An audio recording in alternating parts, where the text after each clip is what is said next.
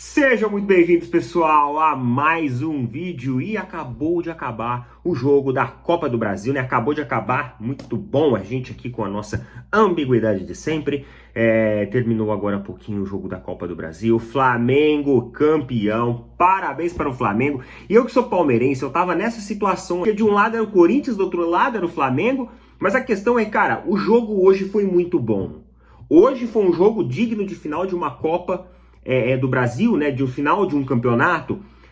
E uma coisa que eu tenho pra falar, uma observação que eu tenho pra falar.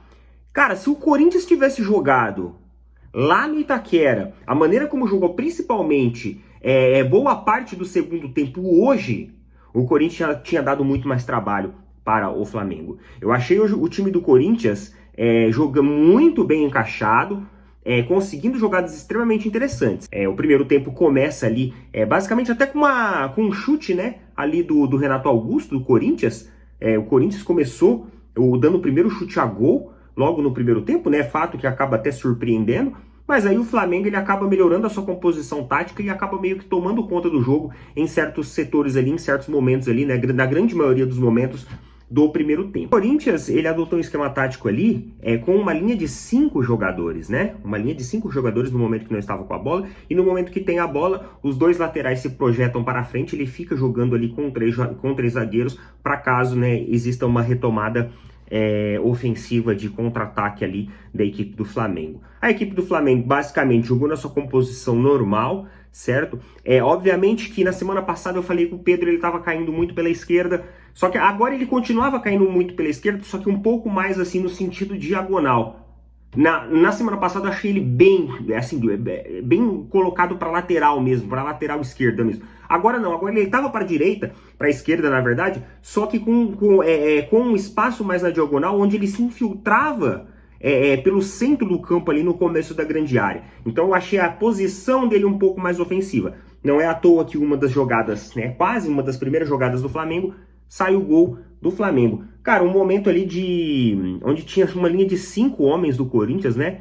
Deram muita bobeira. Obviamente também que teve o trabalho dinâmico do time do Flamengo naquele momento ali na troca de bola, confundindo a marcação do Corinthians. Mas eu achei que o Corinthians dormiu um pouco ali, viu? Sendo sincero com vocês. Deixa ali o Pedro livre e ele coloca a bola para dentro do jeito que ele sabe fazer. Então você viu que a movimentação do Pedro, ela acabava sendo diferente lá do jogo passado. No jogo passado eu achei o Pedro muito focado em marcação, em puxar a marcação do time e não tão cair como um centroavante de área, né? Um centroavante de setor terminal, que essa é a característica dele. E a partir daí, cara, eu acho que o primeiro tempo foi muito do Flamengo, né? O Corinthians tentou ali umas jogadas mais ofensivas, mas na grande maioria das vezes o Flamengo ele conseguia se sobressair. O que eu percebi do jogo, isso até o comentarista da Globo onde eu estava assistindo o jogo falou, que tanto a composição de marcação do meio-campo do Corinthians quanto o meio-campo do Flamengo, elas estavam deixando muito espaço uma para outra. E aí, quando a gente olha as duas composições de marcação intermediárias dos dois times deixando espaço, se sobressai aquela que tem uma toque de bola mais sólido, que consegue ter uma distribuição das jogadas melhores. E a gente sabe que com isso, Everton Ribeiro, Arrascaeta, eles conseguem dar essa composição melhor e mais sólida e mais dinâmica para o Flamengo. E foi isso que aconteceu. O Flamengo se sobressaía e muitas vezes conseguia jogadas ofensivas para cima do Corinthians. E o Corinthians tinha que se segurar ali. Teve até gols que foram anulados, né, devido a lances de impedimento do Flamengo. Então, querendo ou não, no primeiro tempo, basicamente, a gente viu boa parte do jogo o Flamengo dominando. O Corinthians teve algumas chegadas interessantes, mas nada que tirasse muito desconforto do Flamengo. E aí, fim de primeiro tempo, né, eu acho que o primeiro tempo, basicamente, teve um controle ali do Flamengo, teve um melhor proposta de jogo do Flamengo. O Flamengo foi mais propositivo, foi superior, e aí vem o segundo tempo. E no segundo tempo, o Corinthians faz algumas modificações.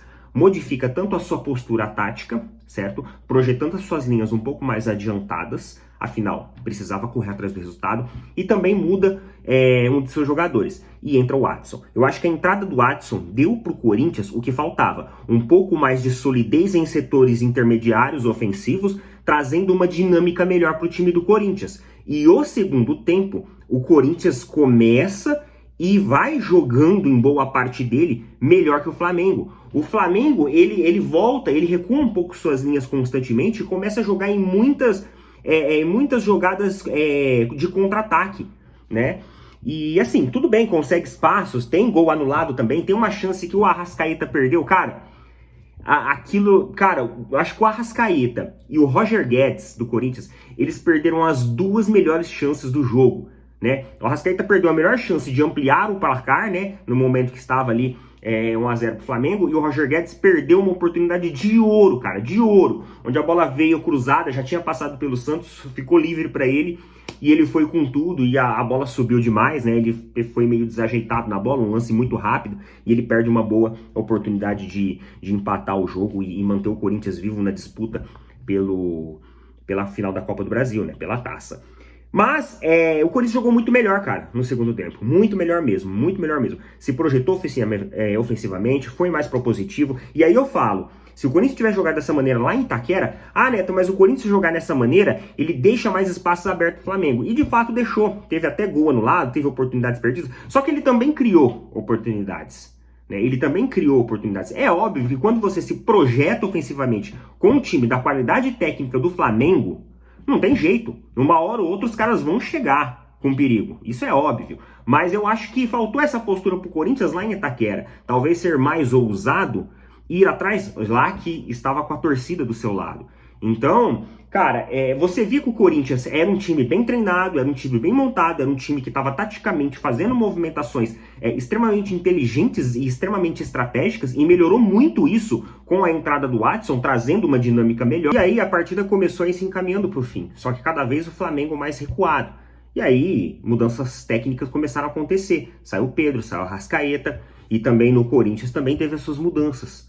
E em um único lance, o Corinthians empata o jogo.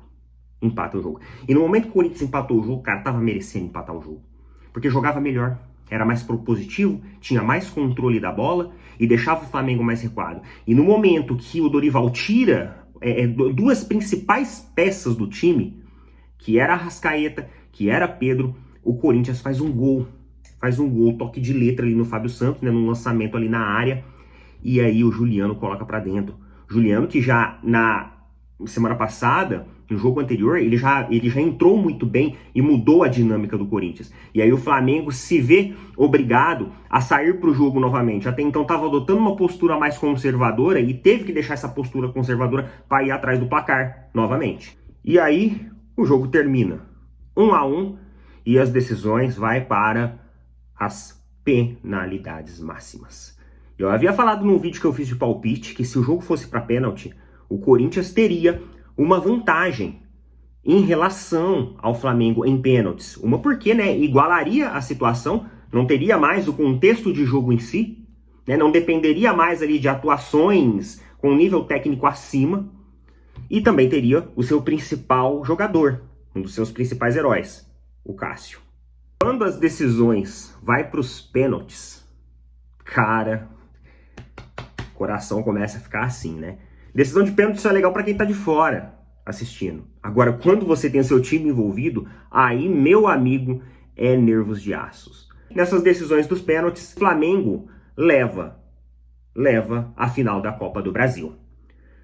Cara, o Corinthians jogou muito bem. Foi atrás, né? A gente tinha falado aqui que o Flamengo vem de uma gestão administrativa, técnica, né, com jogadores já bem conceituados, o elenco mais caro da América. E assim, eu acho que o Corinthians, cara, foi até onde podia, né? Foi até onde podia para tentar vencer o Flamengo. E o Flamengo sai vitorioso nos pênaltis. Eu achava até que nos pênaltis o Corinthians iria ter uma vantagem a mais por ter Cássio.